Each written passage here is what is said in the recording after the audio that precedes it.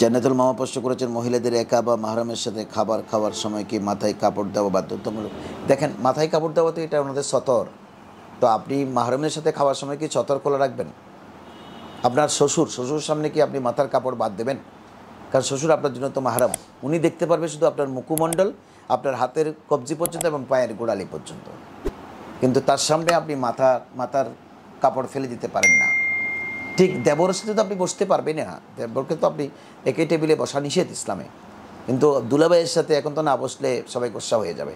Even কি বাবার সাথে বসলেও আপনাকে মাথায় কাপড় রাখতে হবে। মাথায় তো কাপড় সার্বক্ষণিক রাখতে হবে আপনাকে, খাওয়ার সময় কেন, সার্বক্ষণিক রাখতে হবে। কারণ আপনার মাথার চুলগুলো কিন্তু সতরের অন্তর্ভুক্ত।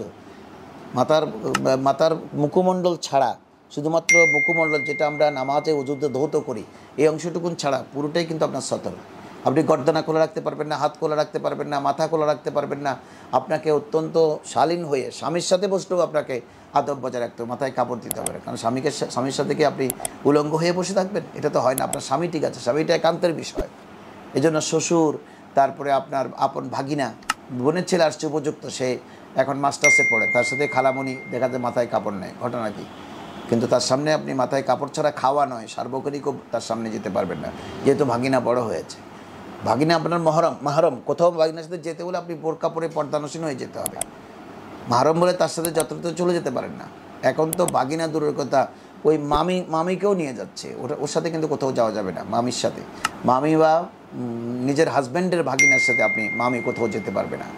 এই জন্য আপনি অবশ্যই ভাত খাওয়ার সময়, আর এটা তো আদব, আপনি ভাত খাওয়ার সময় অবশ্যই এটা একটি ইবাদত।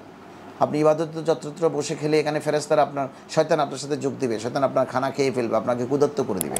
আর আপনি যদি মাথায় কাপড় দিয়ে বিসমিল্লাহ বলে খানাটা শুরু করেন, শয়তান কিন্তু আপনার কাছ থেকে পালিয়ে যাবে, আপনার খানাতে শরীক হতে পারবে না।